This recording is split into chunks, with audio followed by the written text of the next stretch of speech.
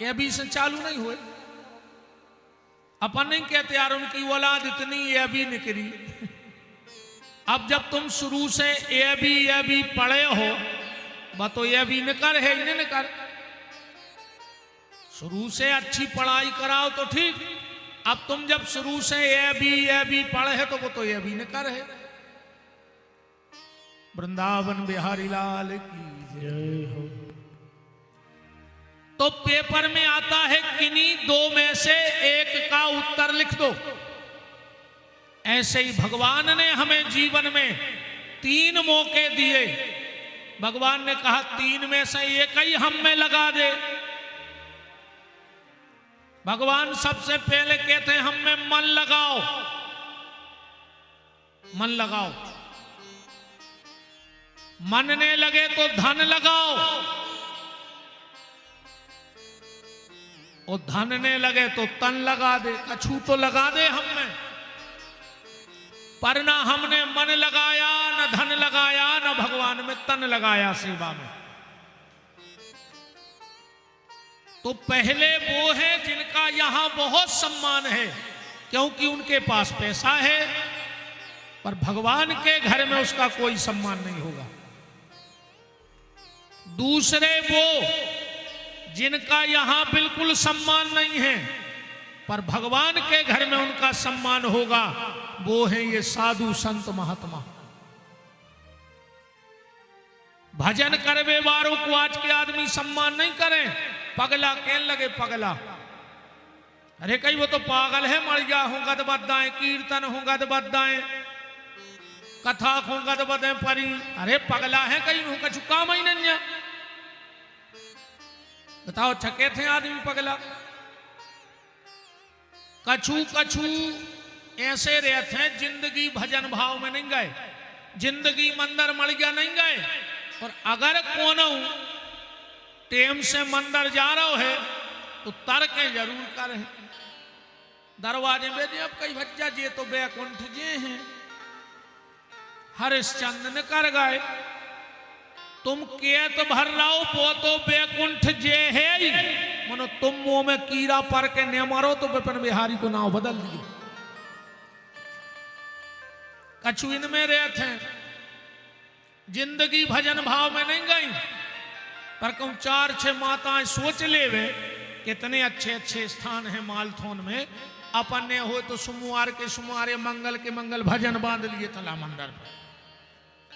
अब वे तो बेचारी मंदिर जा रही है, घरे बैठी बैठी पता का के कई मीरा ने कर गई, भक्तन जा रही। तो बातों भक्तन कहा तुमका डाय नहीं बैठी घरे के चुड़ैल नहीं आओ, मर जाओ मुंह में लखवा लगे। ऐसे कीड़ा पर है मुंह में, करो तो तुम तर्के बैठ के। तो भक्तों का यहां ज्यादा सम्मान नहीं होता, पर भगवान के घर में सम्मान होगा। तीसरे वो हैं ना जिनका यहां सम्मान है, ना उस ईश्वर के घर में सम्मान है। बे आए दारुगा। बताओ दारुओं को तो सम्मान हो। कुंवर साहब ससुरारे गए, ससुरार वालों ने 2000 को गलीचा बिछाओ के लल्ला आ रहे। और लल्ला गांव के खचा में डरो सुंगरा सो 3 घंटा को। लल्ला हो रहा कुत्ता। शराब पीने वाले का, जुआ खेलने वाले का, चुगली करने वाले का, चरित्रहीन का, गद्दार का, धोखेबाज का ना यहां सम्मान होता है, ना उसका भगवान के घर में सम्मान होता है। ये तीसरी कुर्सी है। और चौथी कुर्सी कौन सी है? चौथी कुर्सी है जिनका यहां भी सम्मान है और वहां भी सम्मान है। वो व्यक्ति वो है जिनके पास धन है और उस धन का उनने सदुपयोग किया है,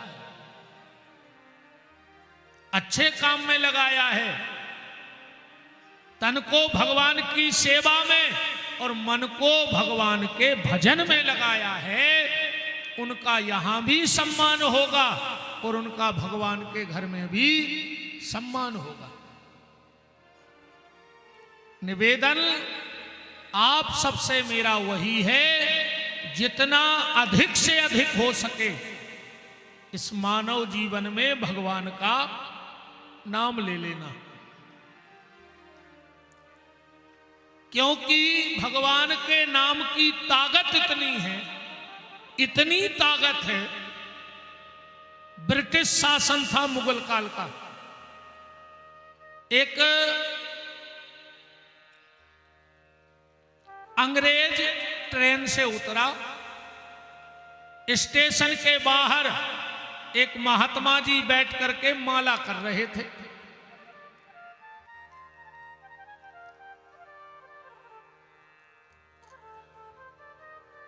अंग्रेज आया, बोले बाबा ये क्या लकड़ी के गिट्टे लिए है, घुमा रहा है, क्या है? वो अंग्रेज बंदूक टांगे तो महात्मा बोले तुम्हारे कंधा पे का है? अंग्रेज बोलो ये मेरा हथियार है। महात्मा बोले तो ये हमारा हथियार है। माला क्या है? संतों का हथियार। और कबीरदास जी ने लिखा भी है इस विषय में। कबीरदास जी कह रहे हैं कि माला मन से लड़ परी के तू का छाड़त मोए, ओ बिना शस्त्र के सूरमा लड़त न देखो कोई। ये साधु का हथियार है।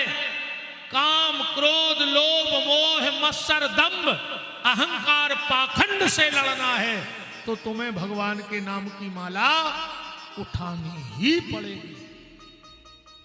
अंग्रेज ने कहा ये तुम्हें किसने दी? महात्मा बोले जब बंदूक तुम्हें कौन दी? अंग्रेज बोला ये हमें सरकार ने दी है। महात्मा बोला तो ये हमें सांवरे सरकार ने दी है। अगर तुम्हें हथियार सरकार ने दिया तो हमें सांवरे सरकार ने दिया। अंग्रेज बोला तुम्हारा हथियार क्या कर सकता है? माला। महात्मा बोले और तुम्हारा हथियार क्या कर सकता है? अंग्रेज ने उतारी बंदूक, चढ़ाओ घोड़ा, बरिया पे एक चिड़िया बैठी थी, 250 पट उतरी, बोले जा मर गई, जो कर सका तुम्हारा हथियार। अब तुम्हारा हथियार बताओ क्या कर सकता है? महात्मा ने माला लई, माथे से लगाई, भगवान को ध्यान करो, और जो माला वो मरीच रज्जा पे धरी वह फर्र से उड़ गई। बोले हमारी माला जा कर सका था। ये मुर्दे में प्राण फूंकने का काम भगवान का नाम करता है। मुर्दे में प्राण फूंकने का काम करता है।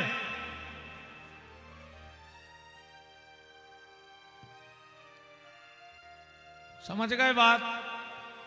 और इतने पे भी अगर भजन न करो तो घर के दरवाजे लिखवा दियो स्वर्गीय, मरैया गए तुम। गोस्वामी तुलसीदास जी ने लिखो है कि जिने हरि भगति, जिने हरि भगत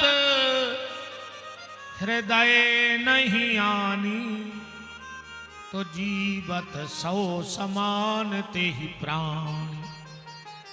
जिनके भीतर भगवत भजन नहीं है वो जीते जी मरा हुआ है।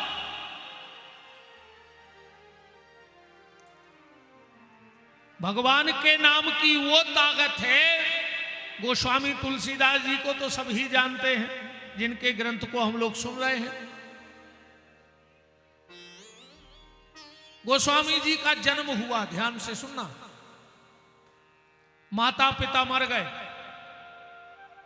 एक चुनिया नाम की दासी हती, उसने पाला। कछु दिन में बाई मर गई। गांव के बोले रे जो तो भारी अभागो है रे, मताई को खा गाओ, बाप को खा गाओ, और जोन दासी ने पालो भाई मर गई।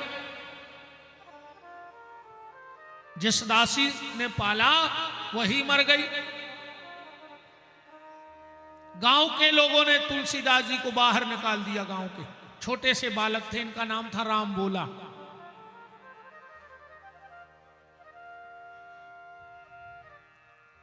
एक घटना घटी उस गांव में। एक लड़के की हुई शादी, और जब लड़के की शादी हुई 6 महीने बाद वो लड़का मर गया। पहले हमारे यहां सती प्रथा थी। अगर पति मर जाता था तो पत्नी को जबरदस्ती जिंदा जला देते थे। ये प्रथा हमारे यहां राजा राम मोहन राय ने बंद कराई। उस समय थी वो प्रथा। तो गांव के लोग उसकी अर्थी बना के ले जा रहे थे जलाने, और वो महिला पीछे पीछे हाथ जोड़े चली जा रही थी, क्योंकि नियम था कि सती होना है। गली में पड़ी तुलसीदास जी की झोपड़िया।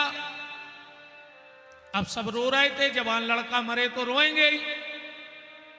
तुलसीदास जी बाहर आ गए, और जैसे ही बाहर आए उस महिला ने सोचा ब्राह्मण बालक है, तिलक है, जनेऊ है, अब हम तो मरने जा ही गए, इसके प्रणाम कर लें, पांव छू लें। जैसे ही तुलसीदास जी को प्रणाम करो, तुलसीदास जी बोले अखंड सौभाग्यवती भव। गांव के बोले रे काय तुलसी तू का पागल ही होगा। बोले काय? बोले के घर बारो मारो धरो, हम बार में ले जा रहे, और तुम कह रहे अखंड सौभाग्यवती भव। तुलसीदास जी बोले रे निकल गई मुंह में से, क्या करें? कैसे निकल गई? बोले राम जी की इच्छा से। गांव के बोले तुम झूठे और तुम्हारे राम झूठे। तुलसीदास जी बोले बस खबरदार, एक शब्द ने बोल गो, हमें जो कहने सो कह ले, झूठो ढोंगी पाखंडी, पर राम जी के खिलाफ एक शब्द ने बोल दियो। गांव के बोले तो एक प्रमाण दे के तुम्हारे राम जी सत्य हैं। तुलसीदास जी बोले उतार दे मुर्दा, मुर्दा उतार दो, जमीन में रख दो।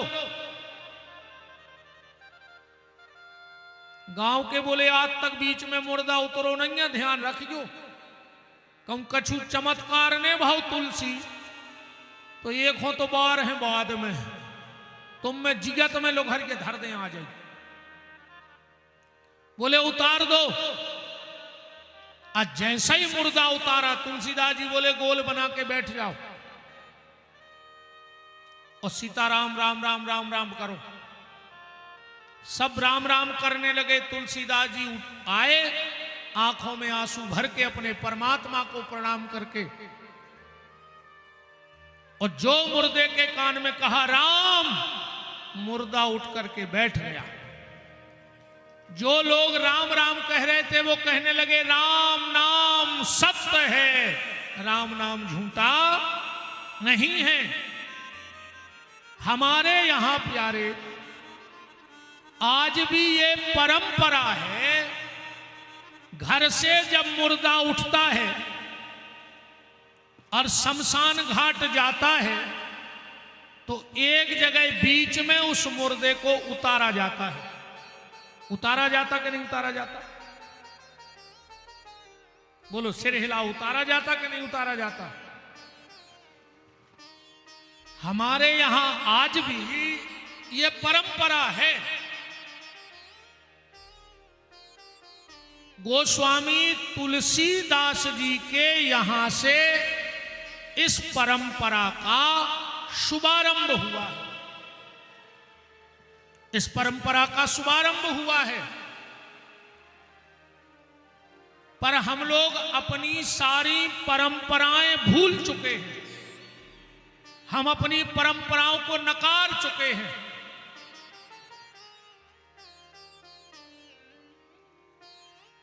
बड़ा ही मंगलमय सौभाग्य है इस कार्यक्रम के परम संयोजक मध्य प्रदेश शासन के पूर्व गृह मंत्री सम्माननीय श्री भूपेंद्र सिंह जी की पावन उपस्थिति इस यज्ञ में और मंगलमयी कथा में हो रही है। आपके अपने घर में, आप देखो राजा का विधानसभा घर होता है, तो आपके अपने घर में अपनों के बीच में आपका बहुत बहुत मान और सम्मान है। ठाकुर जी की कृपा करुणा और यज्ञ नारायण की कृपा करुणा आप पे ऐसे ही निरंतर बनी रहे। सम्माननीय श्री भूपेंद्र सिंह जी उपस्थित हैं आज के इस मंगलमय महामहोत्सव में।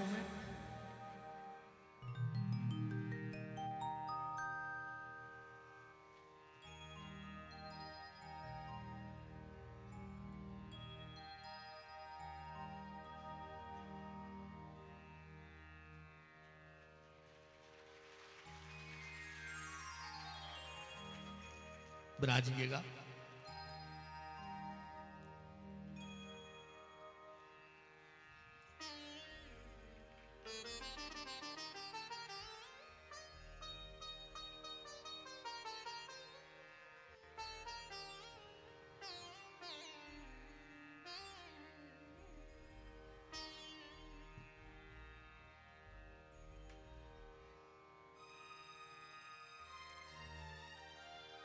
श्री सीतानाथ भगवान की, वृंदावन बिहारी लाल की, यज्ञ नारायण भगवान की।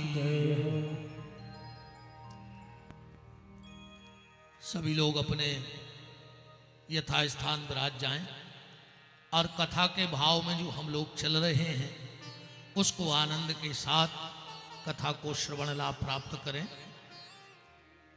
तो मैं आपसे निवेदन कर रहा था कि हमारे यहां जब घर से मुर्दा उठता है और शमशान जाता है तो एक जगह बीच में उतार दिया जाता है। ये गोस्वामी तुलसीदास जी की यहां से परंपरा है। गोस्वामी तुलसीदास जी ने एक मुर्दे में प्राण फूंक दिए और उस दिन से आज भी हमारे यहां जब घर से मुर्दा उठता है तो उसको गली में उतारा जाता है। देखो, मेरा एक निवेदन है आप सबसे, हमारी जो सनातन की परंपराएं हैं वो धीरे धीरे लुप्त होती जा रही हैं। अपनो हाल ऐसो होगा अंधी घोड़ी फपूंदरे चना दे घना के घना। हमें अपनी किसी परंपरा का कोई पता नहीं है, बस चल रहा है। अपनी परंपराएं सनातन धर्म की ऐसे चल रही हैं जैसे हमारे यहां अष्टमी का पूजन होता है ना, पूरे घर के कमरा में बंद हो गए। जो घर का सबसे बुजुर्ग होगा वो हल्दी चावल रोरी लेके बैठ गए है। कहीं करो दादा पूजा, सो दादा ने चावल में फूल मिलाए और दाई दीवाल में कहीं जय हो माता, सब पे रक्षा करिए। अब उन दादा से पूछो कि दीवाल में कौन माता है, तो दादा को पता नहीं है। काहे? बोले हमारे पिताजी करते सो हम कर रहे, हमारे पिताजी करते सो हम कर रहे। ना पिताजी ने कभी हमें बताया, ना हमने कभी अपने बच्चों को बताया, और धीरे धीरे ये परंपराएं हमारे और आपसे दूर होती जा रही हैं। हर परंपरा की कहीं ना कहीं कथा है। सनातन धर्म की एक भी परंपरा ऐसी नहीं है जिसका प्रमाण पुराण में और शास्त्र में ना हो। अब आप इतने लोग बैठे हो, मैं एक व्यक्ति बता दो, हमारे यहां पहली बार ग्रंथि बंधन किसका हुआ था? गांठ जोड़ी जाती ना हमारे यहां शुभ कार्य में, पहली बार सनातन धर्म में ग्रंथि बंधन किसका हुआ? आज तक किसी को पता नहीं है। हमारे यहां जब बेटी का विवाह होता है तो हथलोई रख के कन्यादान होता है। बेटी के हाथ पे हथलोई रखी जाती है, उसके नीचे पिता हाथ लगाएगा, फिर माता, फिर होने वाला पति। पंडित जी मंत्र पढ़ेंगे, पहले पिता हाथ निकालेगा, फिर मां हाथ निकालेगी और फिर लड़की वो लोई पति के हाथ पर रख देगी। क्यों होता है हमारे यहां ऐसा? इतनी माताएं बैठी, मुझे एक माता बता दे सनातन धर्म में सबसे पहली बार बिछड़ी किसने पहनी थी? पांव में जो बिछुआ पहना जाता है। और आज भी परंपरा है, आज भी बिछड़ी पति की नहीं लगती, आज भी चढ़ाए के सामान में बिछड़ी नहीं आती, आज भी लड़की पक्ष से बिछड़ी दी जाती है। बुआ, मौसी, दीदी यही रिश्ते देते ना, बिछिया लेके जाते हैं। आज भी सारा जेवर पति लाएगा, पर कानों के झुमके मां दिलवाएगी। क्यों? एक माता बता दे, सनातन धर्म में सबसे पहली बार मंगलसूत्र किसने पहना था? इसमें काला मोती और सोने का मोती क्यों डलता है? आज तक किसी को पता नहीं। हमारे यहां आज भी शादी में परंपरा है कि 4 भावर में लड़की आगे रहती है। क्यों महाराज जी? और 3 भावर में लड़का आगे हो जाता है। ऐसा क्यों होता है? आज भी हमारे यहां परंपरा है कि जब बहू पहली बार हमारे घर आती है तो हमारे घर नहीं आती, किसी पड़ोसी के यहां उतरती है, रिश्तेदार के यहां, नातेदार के यहां, प्रेमी के यहां, जो भी हमारा कोई रिलेटिव है उसके। ऐसा क्यों होता है? हमने कभी जानने की कोशिश ही नहीं की। आज भी हमारे यहां जब कोई मर जाता है तो एक मिट्टी का मटका लेके उसमें छेद करके 7 परिक्रमा की जाती है। क्यों? इन चीजों को जानने की कोशिश करो, वरना आने वाली हमारी औलाद सब भूल जाएगी। बहुत परंपराएं, दुनिया की ऐसी कोई सनातन धर्म की परंपरा नहीं जिसका लेख वेद पुराण शास्त्र में ना हो। इसमें 90% गलती है हम जैसे व्यासों की और 10% गलती है आप जैसे श्रोताओं की। आजकल व्यासों को भी कोई काम धाम नहीं, बस अकेले संगीत वाले बैठे हैं, ताली ठोको, नचो गाओ, घर जाओ, हो गई कथा।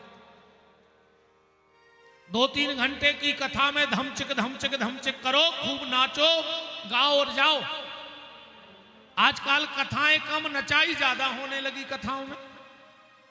पंडित जी ने हर 5 मिनट पे एक भजन गाया, सब लोग उठ के नाचने लगे। कुछ लोग कहते वो मीरा का भाव था, तो मीरा ऐसे नहीं नाचती थी कि पहले किसी को मोबाइल दे देती कि जरा रील बना लेना, लगा लेंगे स्टेटस पे। ऐसे नहीं नाचती थी। इन परंपराओं का ज्ञान करो।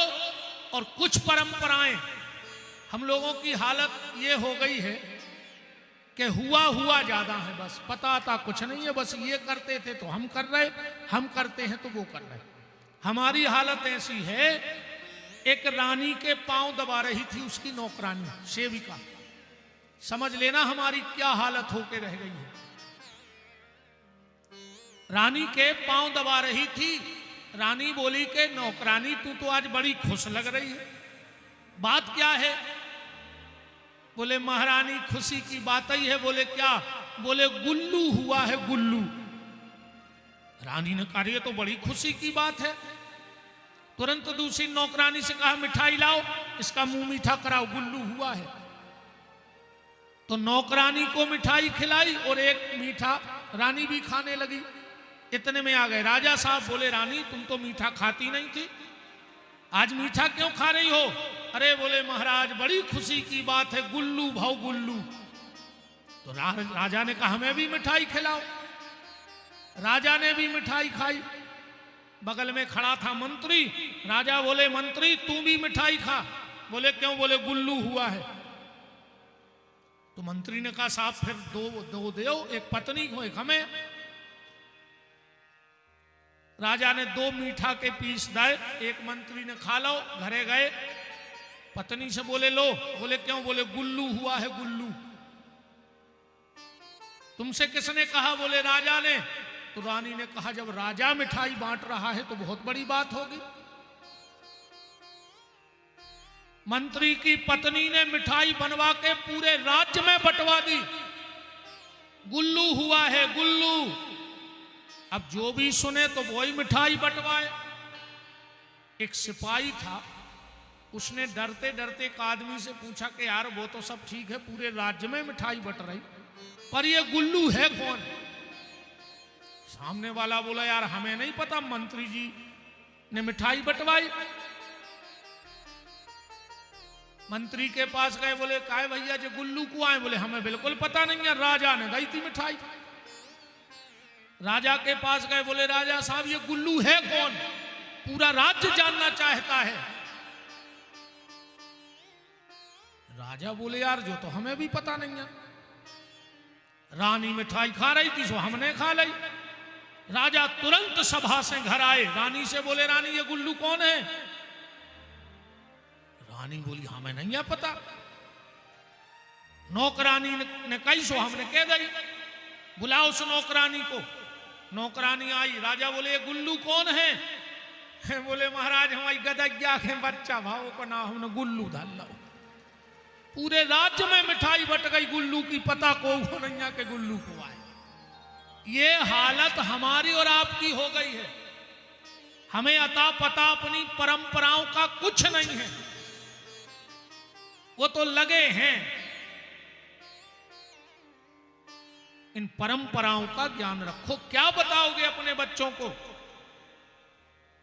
अगर बच्चे पूछने लगे कि पिताजी ये क्यों होता है, तो क्या जवाब होगा आपके पास? कोई जवाब नहीं होगा। बात चल रही थी भगवान के नाम की, कि भगवान के नाम में इतनी ताकत है कि मुर्दा भी उठ करके बैठ जाया करता है। तो ये परंपरा, तो एक बात भर हमारी ध्यान से सुन लो। आज के बाद जब भी आप किसी की मिट्टी में जाओ, एक चीज का ध्यान रखना, क्योंकि आजकल तुम लोग ध्यान नहीं रखते हो। अब तो बहुत कुछ बदल गया है आज के परिवेश में और पहले के परिवेश में। पहले अगर हमारे घर में कोई मेहमान आते थे और अपन स्टैंड पे बस में बैठा रहे जाते, तो सीट पे बैठो बैठो मेहमान रोत तो अन्य चे खड़े खड़े अपन रोते तो नो प्रेम हतो। अब आज को आदमी तो नहीं रो रहा, लकड़ गया मैं, आदमी को बार में जा रहा हूं, पीछे हंसत जा रहा हूं। कछु कछु तो ऐसा फोन लगा के निगत है पीछे, जैसे इनकी डायरेक्ट बात जमराज से चल रही हो कि बर्थडे देख लियो तन्ना अपनो खास है आ रहा है, सो की व्यवस्था लगवा दी। अच्छा कछु कछु पीछे कैद जात हैं, अरे यार कहीं आ जाइए, हमें शादी में जाने तो आ जाइए, बैठे थे तो क्या करते, रात में तुमसे पूछ लेते कि काय तुम फ्री हो, हम मर जाया हो। कहा पागलपन के भूत चढ़े हैं आदमी को। बोलो है स्थिति के नहीं है? हम लोग सब भूल गए हैं, अपनी परंपराओं को भूलते जा रहे हैं, अपनी मर्यादाओं को भूलते जा रहे हैं। तो निवेदन मेरा बस यही है कि भगवान का नाम जपो, अपनी परंपराओं का ज्ञान रखो। कल आप राम जी के जन्म की कथा सुन रहे थे। राम और रावण के बीच में, राम और रावण के बीच में जो वार्तालाप, जो चरित्र, जो व्यवहार हुआ, उसी का एक ग्रंथ बनाया गया, रामचरितमानस। अगर आपको रामायण को समझना है तो सबसे पहले राम को और रावण को समझना होगा। और अगर आप राम और रामायण को, रावण को समझ गए तो मैं चैलेंज देता हूं, पूरी रामायण तुम्हें अपने आप समझ में आ जाएगी। राम में रावण में अंतर कितना है? राम और रावण को एक मनुष्य ना मानकर एक वृत्ति मान लो। राम एक वृत्ति है और रावण एक वृत्ति है। क्या वृत्ति है? मेरे पास, रावण और राम में अंतर बता रहा हूं आपको, दुनिया में जो भी सुंदर है वो मुझे चाहिए। दुनिया में जो भी सुंदर है वो मुझे चाहिए। अगर ऐसी वृत्ति तुम्हारे भीतर है तो तुम ही कलयुग के रावण हो। और अगर जो मेरे पास है वो सबसे ज्यादा सुंदर है, अगर ऐसी वृत्ति है तो तुम ही कलयुग के राम हो। जो मेरे पास है वो सबसे अच्छा है, और जो सबसे अच्छा है वो मुझे चाहिए। देखो, राम इच्छाओं से मुक्त थे और रावण इच्छाओं से युक्त था। रावण इच्छाओं से युक्त था और राम जी इच्छाओं से मुक्त थे। राम ने पूरे जीवन में अपना जमीर बचाया, जमीर बढ़ाया, और रावण ने पूरी जिंदगी अपनी जमीन बढ़ाई। जमीर और जमीन की लड़ाई ही राम और रावण की लड़ाई है। अच्छा, एक बात बताना, सब अच्छे सुधीर श्रोता बैठे हो, सब आचार्य जी हरे में बैठे हैं। राम जी का जन्म कब का है? कब का है राम जी का जन्म? रामनवमी का है ना, सबको पता है। अच्छा, राम जी गए किस दिन इस दुनिया से? ये किस किस को पता है? एक आदमी हाथ उठा के बता दो कि राम जी फला तिथि में फला महीने में गए हैं। मैं बिल्कुल खुला चैलेंज दे रहा हूं, एक आदमी हाथ उठा के बता देगा कि फलानी तारीख में फलानी तिथि में फला महीना में राम जी इस दुनिया से गए। कई लोग कहते नेट में सब कुछ है, कर लो सर्च, वो भी छुट्टी है तुम्हारे लिए। हर जगह नेट काम नहीं करता है, हर जगह कर लो नेट पे सर्च, जे को मोबाइल लाए हो राम हमें बता दो कि जो है। चलो, रावण किस दिन मरा? दशहरे को जलाया जाता है, सबको पता है। अच्छा, रावण को जन्म कब को है? हमें जा बता दीजिए, मैं दम हो इसमें, कर लो सर्च, रावण को जन्म बता दो आप तो हमें कि इस तारीख में रावण का जन्म हुआ है। किसी को पता नहीं है, ईमानदारी जाहे हमें भी पता नहीं है। भगवान के धाम पे कह रहे हमें भी पता नहीं है कि राम जी कौन दिना गए और रावण का जन्म कब का है।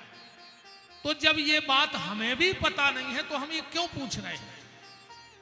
हम आपको वो सार तक ले जाना चाहते हैं, ध्यान से सुनना, कि पूरे संसार को राम जी का जन्म पता है पर राम जी के जाने का पता नहीं है, और रावण के जाने का पता है, आने का पता नहीं है। मतलब राम है अच्छाई, और अच्छाई के आने का पता रखना, जाने का पता नहीं होना चाहिए।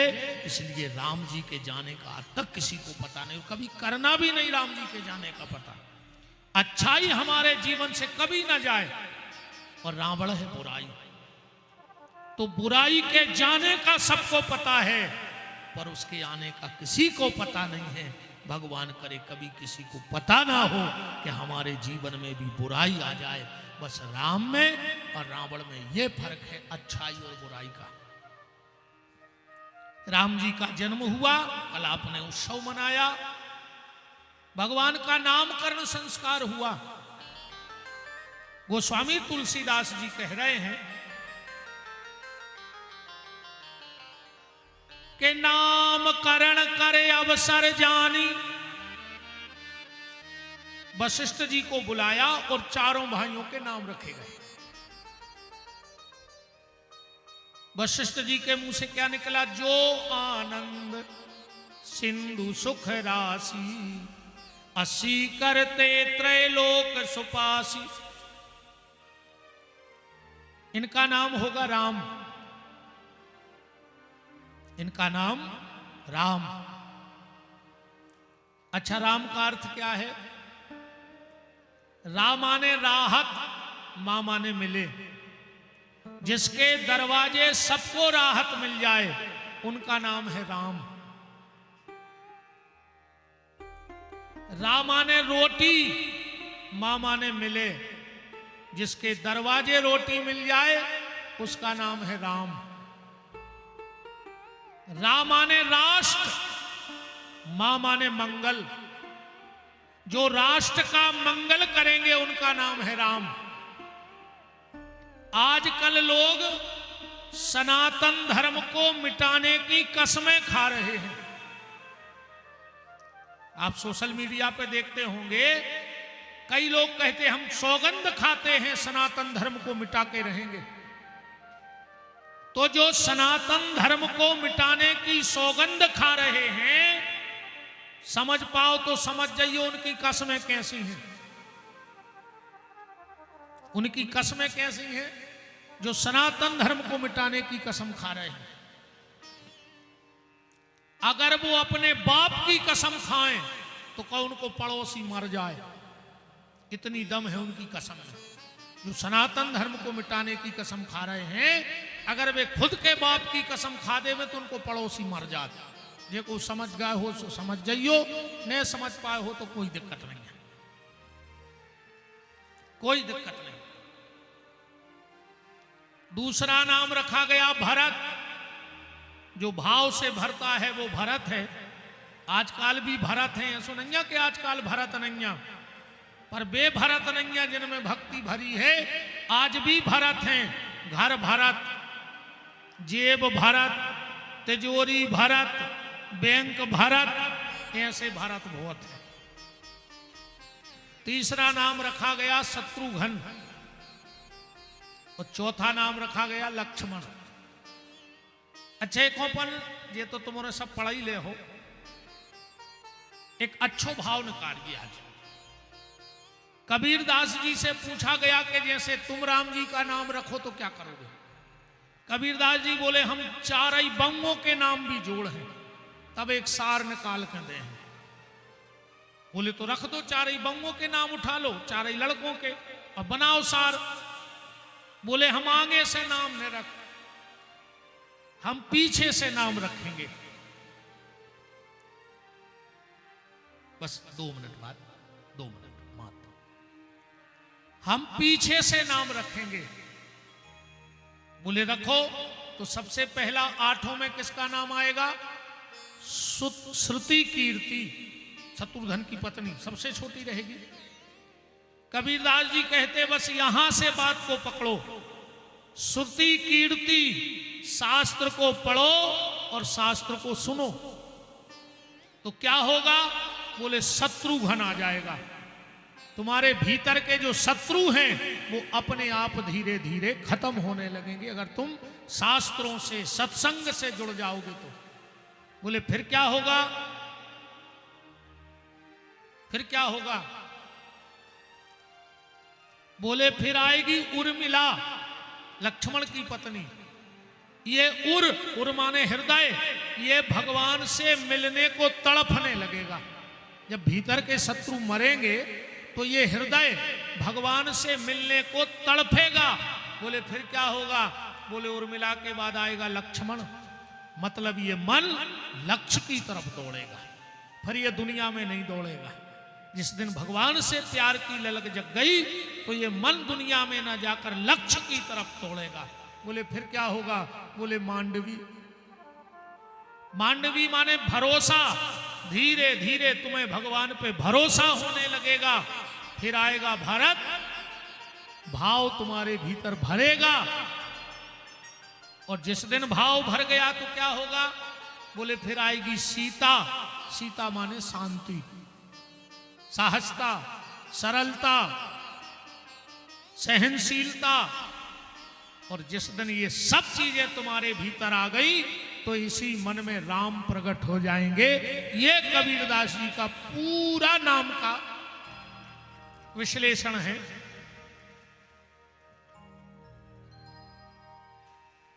सम्मानीय मंत्री जी को जाना है, व्यस्ततम समय रहता है, हम समझ सकते हैं इन सब चीजों को, तो